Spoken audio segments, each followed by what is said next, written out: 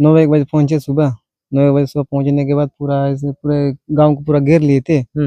मुठभेड़ लगभग सुबह 9 बजे से शाम 7 बजे तक चली मुठभेड़। शाम 7 बजे गांव वाले कुछ नहीं किए? गांव वाले कुछ नहीं किए। अच्छा, हेलीकॉप्टर आसमान में उड़ रहा था, उसको संकेत देने के लिए सुरक्षा बल के जवानों ने एक आग लगाया था। और ये आग की तस्वीर अगर आप देखें, जितने भी मारे गए लोग हैं वो सभी के सभी माओवादी हैं।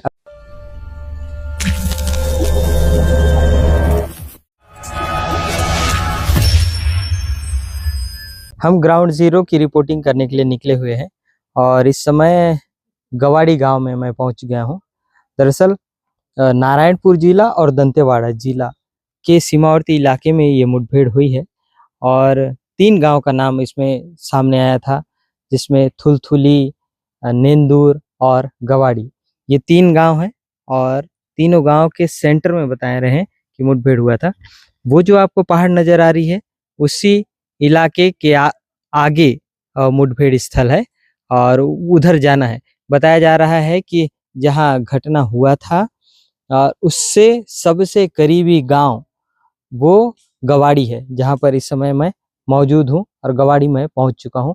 यहाँ पर कुछ घर हैं, इधर इस तरफ अगर आप देखेंगे तो इधर घर है और कुछ लोग हैं, ग्रामीण हैं जो यहाँ पर बैठे हुए हैं और इस तरफ और भी गांव है, इधर घर है और इस तरफ भी अगर आप देखेंगे तो कुछ कुछ घर नजर आएगा।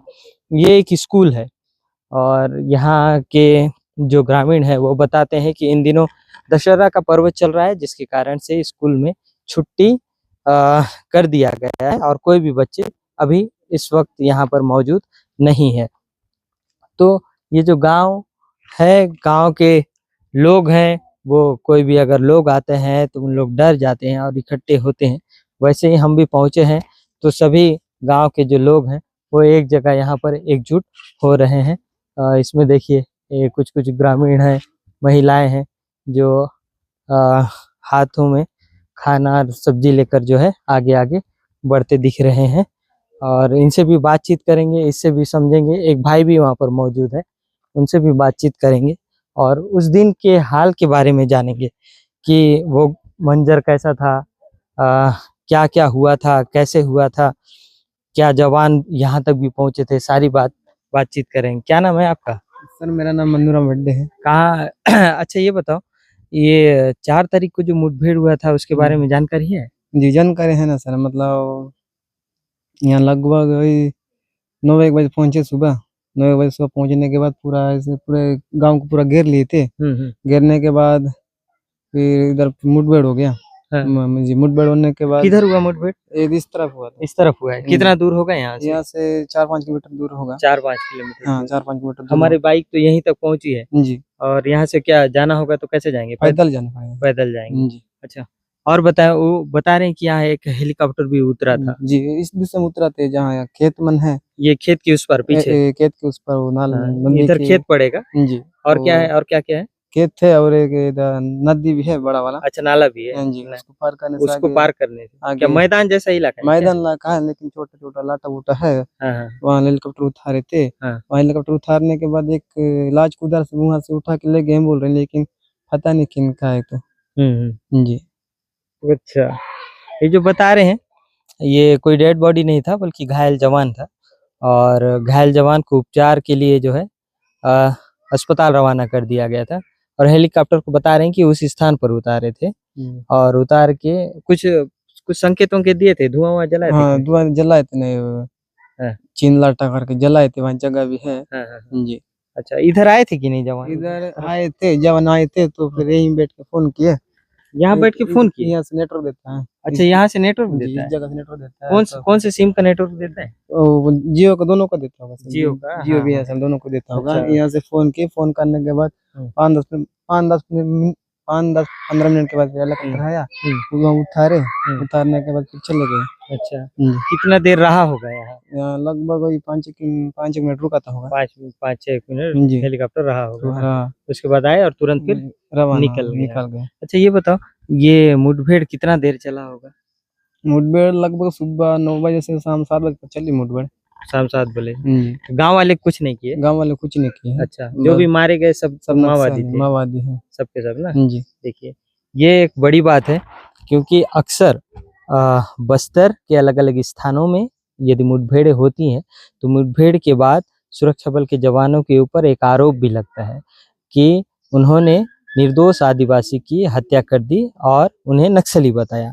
लेकिन अबुझमाड़ के थुलथुली और का जो ये इलाका है जहाँ पर मुठभेड़ हुआ है, यहाँ बताया जा रहा है कि जितने भी मारे गए लोग हैं वो सभी के सभी माओवादी हैं। अभी तक जिस प्रकार से पुलिस के अधिकारियों ने बताया था कि 16 माओवादियों की शिनाख्ती की कार्रवाई की गई है, इनमें सबसे बड़ी माओवादी नीति उर्फ उर्मिला थी, जिसके ऊपर 25 लाख रुपए का इनाम घोषित था और पूरे अबुझमाड़ के इस इलाके का कंपनी नंबर 6 की पूरी जिम्मेदारी नीति के ही ऊपर थी। और इस इलाके से जितने भी प्रेस नोट जारी होते थे साम्राज्यवाद के खिलाफ और कारपोरेट घराने के खिलाफ और अलग-अलग चीज़ों को लेकर जितने प्रकार के प्रेस नोट जारी होते थे वो नीति ही जारी करती थी।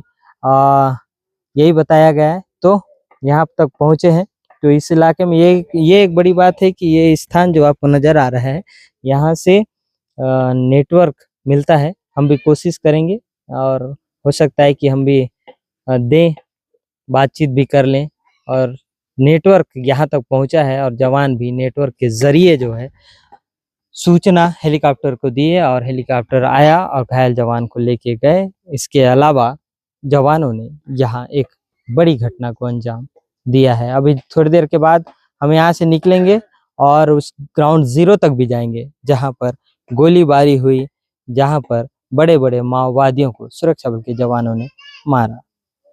ग्रामीणों ने बताया था कि नाला को जैसे आप पार करेंगे आपको बहुत बड़े पहाड़ नजर आएंगे।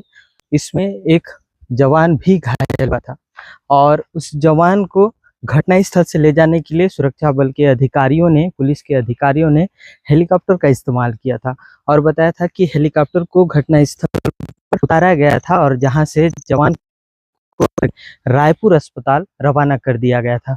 मुझे ये जो स्पॉट है वो नजर आया है। ये जो इलाका आप देख रहे हैं, ये लकड़ी अगर आप देख रहे हैं तो उसके ऊपर बल्ली और हेलीकॉप्टर आसमान में उड़ रहा था, उसको संकेत देने के लिए सुरक्षा बल के जवानों ने एक आग लगाया था। और ये आग की तस्वीर अगर आप देखें तो यहाँ आग लगाया गया था और सुरक्षा बल के जवानों के द्वारा और धुएं के जरिए से सूचना हेलीकॉप्टर तक पहुंचाया था और इसी धुएं को देखकर हेलीकॉप्टर को यहाँ पर उतारा गया था। और हेलीकॉप्टर उतरने के बाद आसपास के जितने भी छोटे-छोटे आपको पौधे नजर आ रहे हैं वो